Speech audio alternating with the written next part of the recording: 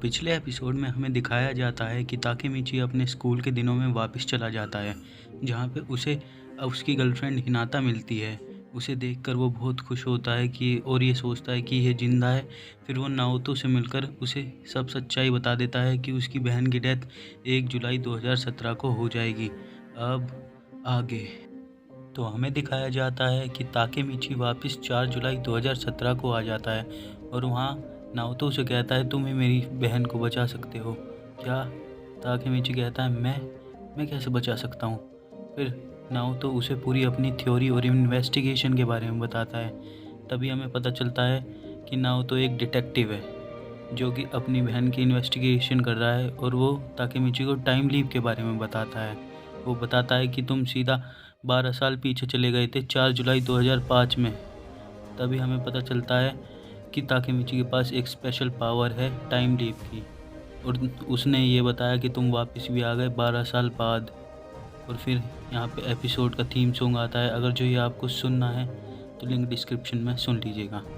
फिर हमें दिखाते हैं कि ताकेमिची कुछ पढ़ रहा होता है आर्टिकल, और वो सोचता है कि इसने मुझे 3 दिन से सोने तक नहीं दिया है। तभी नाओतो कहता है ये भी आप देखिए, और फिर ताकेमिची कहता है मुझे बहुत नींद आ रही है। तभी नाओतो कहता है कि तुमने वो भी आर्टिकल ढंग से पढ़ना चाहिए। तभी ताकेमिची कहता है क्या ये सच में हिनाता को बचा पाएंगे ऐसे हम लोग। तभी वो बताता है, नाओतो बताता है कि ताकेमिची वो सब फेस्टिवल वाले दिन हुआ था। तभी ताकेमिची कहता है फेस्टिवल वाले दिन। तभी वो एक डिस्कॉर्ड रिपोर्ट पढ़ते हैं और नाओतो बताता है कि मैंने अपने असिस्टेंट की लाइफ सेक्रीफाइस करी इसलिए। यह सुनकर ताकेमिची शॉक हो जाता है और कहता है ये ऐसा कैसे हो सकता है, बताओ। फिर नाओतो उसे एक्सप्लेन करता है कि जैसे ही हम सब बाहर निकले थे तभी ये रिकॉर्डेड डिवाइस हमारे हाथ से गिर गया और हमारी हाफ इन्वेस्टिगेशन ख़राब हो गई और मैं ये इन्वेस्टिगेशन आधे साल से कर रहा हूँ। तभी ताकेमिची कहता है टोक्यो मांजी गैंग के ऊपर ये कितना ऑब्सेस है, क्या सही में हम ऐसे हिनाता को बचा पाएंगे। तभी नाओतो उसे एक एबिलिटी के बारे में बताता है कि तुम सीधा 12 साल पीछे जा सकते हो या 12 साल आगे आ सकते हो। तुम ये डिसाइड नहीं कर सकते कि तुम बीच में कहीं जाओगे, जैसे तुम कभी ये डिसाइड नहीं कर पाओगे कि तुम्हें कैसे और कहाँ जाना है। ये सुनकर ताकेमिची शॉक हो जाता है। तभी नाओतो उसे बताता है कि तुम ऐसे हमारे हैंडशेक से तुम 12 साल पीछे चले जाते हो। वो कहता है अच्छा ऐसा क्या, जैसे ही तुमने पिछली बार हैंडशेक किया था और तुम फ्यूचर में आ गए थे, ऐसे ही इस बार हम हैंडशेक करके दोबारा पास्ट में जा सकते हैं। तभी ताकेमिची तैयार हो जाता है। वो कहता है हाँ मैं जाऊंगा और मैं हिनाता को बचा के रहूँगा। वो कहता है तुम सीधा 12 साल पहले जाओगे जुलाई में। वो तैयार हो जाते हैं हाथ मिलाने को। जैसे ही वो हाथ मिलाने को जाते हैं तभी वहाँ पे कुछ ऑरोरा सा जगता है और हम तभी सीन बदलता है। हम देखते हैं कि ताकेमिची एक ग्राउंड में खड़ा होता है जहाँ पे एक बंदा उसे कहता है लेट्स गो। वो कहते हैं वे नाव तो कहाँ गया। तभी ताकेमिची देखता है यहाँ तो मैं एक फ़ाइट में खड़ा हूँ। फ़ाइट में, यह सोच के वो कहता है मैंने इतने साल से कोई फ़ाइट नहीं की, अब मैं कैसे करूँगा, ये नाओतो ने सही कहा था। तभी वो एक पंच में ही ढेर हो जाता है। सोचता है मैं लूज़र हूँ और रहूँगा। जब भी वहाँ उसके गैंग के मेंबर आ जाते हैं जिसका नाम होता है क्योसामी। कहता है तुम्हारे ऊपर मैंने 1000 येन लगाए थे और तुमने हार गए एक ही पंच में, कितने लैम हो तुम कितने बड़े गधे हो। वो ये सुनकर बहुत नाराज़ हो जाता है। वो उसे कहता है तुमने मेरे ऊपर पैसे ही क्यों लगाए जब मुझे पता था कि मैं हारूंगा। यह सुनकर उसका और दिमाग ख़राब हो जाता है और वो कहता है अब मैं तू एक सबक सिखाऊंगा। वो उठता है और उसके मारने लगता है। वो बहुत गंदी तरीके से मारता है। वो उसे बैट से मारता है, उसके लात बजाता है बहुत बुरी तरह। कहता है हाँ ये मेरे साथ ही हो रहा है, मैं ऐसे कैसे बचा पाऊँगा हिना को। मैं अब भी एक बड़ा गधा हूँ, पहले भी एक गधा था। वो उसे मार के कहते हैं अब तुम्हें समझ में आई तुम क्या स्टैंड करते हो मेरे सामने। वो फिर याद करता है कि मैं रोज़ ऐसे ही पिटता था पहले भी और अब भी। फिर वो अपनी गर्लफ्रेंड हिनाता के बारे में सोचता है और कहता है ऐसे ही चलता रहा तो हिनाता मेरे से दूर चली जाएगी और फिर मैं उसे दोबारा नहीं बचा पाऊँगा। मेरी ज़िंदगी ने मुझे दूसरा टाइम दिया है उसे बचाने का, तो मैं उसे बचा कर रहूँगा। कहता है आज के लिए इतना काफ़ी है और कल से तुम लड़ के आना। तभी वो उससे जाने से पहले रोक लेता है और उनसे पूछता है क्या तुमने कभी टोक्यो मांजी गैंग बारे में सुना है? क्या तुम सानो और किसा मेरी मीट करवाओगे? अगर जो ऐसा पॉसिबल नहीं है तो रहने देते हैं। तभी उससे बहुत गुस्सा आ जाता है क्योमासामी को और वो अपना बैट मांगता है और फिर उसकी बैट से मारता है। वो इतना बुरी तरीके से मारता है कि वो बहुत ज़्यादा ज़ख्मी हो जाता है ना। हो तो ताकेमिची फिर सोचता है कि ये सब क्या हो रहा है मेरे साथ ही ऐसा क्यों होता है। फिर वो सोचता है कि ऐसा ही चलता रहा तो मैं मर जाऊंगा किसी दिन। तभी क्योसामी के दोस्त बोलते हैं बस करो वो मर जाएगा, वो बहुत बुरी तरह ज़ख्मी हो सकता है। तभी वहाँ से वो चले जाते हैं। हम देखते हैं कि ताकेमिची बहुत बुरी तरह पड़ा होता है पिट के और उसके पास एक बैट पड़ा होता है। तभी वहाँ क्योसामी आता है और कहता है अगर जो तुमने दोबारा सानुकुम का नाम अपने मुंह से लिया तो मैं तुम्हें मार डालूंगा। यह सुनकर ताकेमिची एकदम डर जाता है। वो कहता है ये सही में मिडिल स्कूलर है, ये मुझे मार देंगे जान से, मैं एक इतना बड़ा गधा हूँ। वो रोने लगता है। वो सोचता है ये मैं दोबारा अपनी स्कूल लाइफ में आ गया, वही दिन पुराने मुझे माफ़ी मांग के काटने पड़ते थे। मैं अपनी लाइफ का सेकंड चांस बर्बाद नहीं कर सकता। ऐसे तो बिल्कुल नहीं। नाओतो ने मेरे ऊपर भरोसा किया है, उसे उसकी बहन बचा कर दूंगा।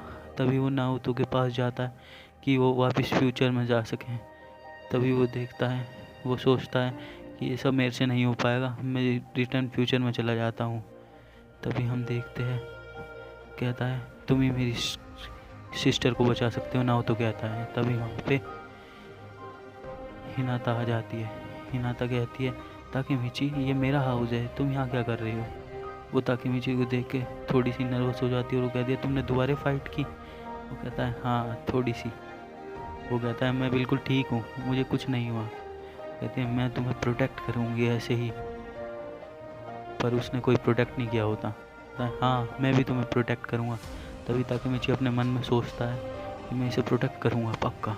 ये सुनकर हिनाता ब्लश करने लग जाती है और ताकेमिची कहता है तुमने मुझे अचानक से बहुत हिम्मत दे दी है हिना।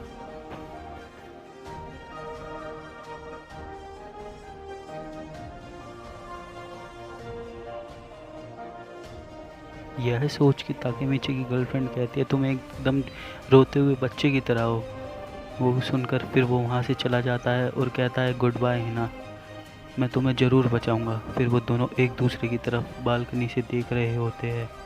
तभी वो सोचता है कि मैं हिनाता को दोबारा खो नहीं सकता और मैं बचा कर रहूँगा हिना को, और मैं नाओतो का दिया हुआ वादा नहीं तोड़ सकता। तभी हम अगले दिन देखते हैं कि ताकेमिची अपने दोस्तों के साथ जा रहा होता है और उसके दोस्त उसे लड़ाई के बारे में बताते हैं कि तुम दोबारा हार गए और आज मेरी लड़ाई है। वो कहता है तुम्हारी लड़ाई, लेकिन तुम किससे लड़ने वाले हो आज? तभी वो एक बाथरूम में मिलकर मीटिंग करते हैं और क्या ताकेमिची को बात बताते हैं कि हम रोज़ अब लड़ने लगे हैं, अब हमारी ज़िंदगी बर्बाद हो गई है, हमें उस दिन वहाँ जाना ही नहीं चाहिए था। ये सुनकर ताकेमिची कहता है आज ताकुया यामाटो की फाइट है जो कि बिल्कुल कमज़ोर है और अगर जो ये लड़ा तो ये मारा जाएगा। और तभी उसे याद आता है कि उसी दिन वो लगभग मर ही गया था। तभी उसके दूसरे दोस्त ने क्योमासा को जान से मार दिया था और जब से ही हमारी लाइफ बदल गई। तभी उसके दोस्त कहता है तुम गुड फाइटर नहीं हो, तुम नहीं लड़ोगे। कहता है क्योमासा कहता है तो उसका दोस्त कहता है कि मैं लड़ूंगा तुम्हारी जगह। वो कहता है नहीं मैं ही लड़ूंगा और मेरी जगह कोई नहीं लड़ेगा। तो उसका दोस्त कहता है तुम्हें मरने का शौक है तो मरो, मुझे कोई परवाह नहीं। कहता है मैं लड़ूंगा और जीतूंगा भी, ताकेमिची तुम मेरा साथ देना।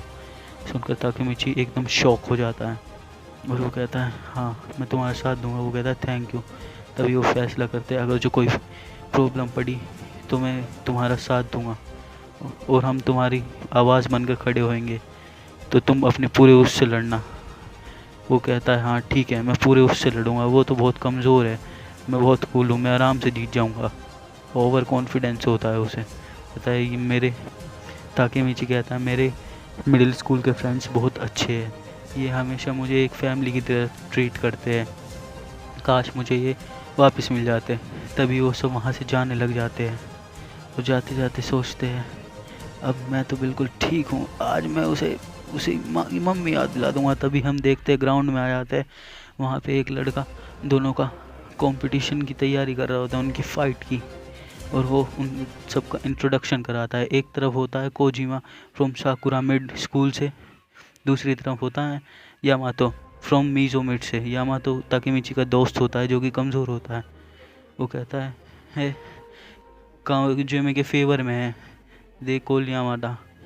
अब ये सब यामादा को चीयर कर रहे होते हैं। वो कहता है क्या ये डम्बेस इससे लड़ेगा, ये गधा इससे लड़ेगा, ये तो मारा जाएगा। तभी ताकेमिची सोचता है मुझे कुछ तो करना होगा, मैं ऐसे ही यामातो को मरते हुए नहीं देख सकता। तभी उसका दोस्त बोलता है अगर जो इसने कुछ भी गलत किया तो मैं इसे आज जान से ही मार दूंगा। तभी उनकी फ़ाइट स्टार्ट होने वाली होती है और जब ही ताकेमिची बोलता है वेट, रुको, तभी सब उसकी तरफ देख रहे होते हैं और क्योमासा भी उसकी तरफ देखता है। बोलता है क्या हुआ, पागल है कि तू? कहते सब कहते हैं ताकेमिची तुम्हें क्या हो गया है? ताकेमिची कहता है तुम सब एक ही चीज़ करते हुए बोर नहीं होते क्या? कहता है तुम क्या बोल रहे हो? तभी ताकेमिची बोलता है चलो कुछ इंटरेस्टिंग करते हैं। वो कहता है इंटरेस्टिंग कैसे? चलो मैं देखता हूँ कौन मुझे हरा सकता है आज, कल तुम तो। तभी वो क्योमासा कहता है तुम तो कल एक ही पंच में हार गए थे। वो कहता है इंटरेस्टिंग कैसा? चलो अब कुछ नया ट्राई करते हैं।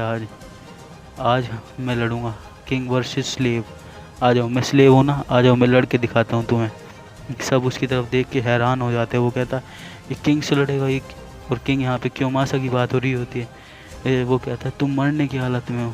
वो तभी क्योमासा को चैलेंज करता है 1-on-1 फाइट के लिए। तो क्योमासा भी तैयार हो जाता है और कहता है चलो स्टार्ट करते हैं, आ जाओ तुम्हें देखते हैं। यहाँ यहीं पर एपिसोड ख़त्म होता है।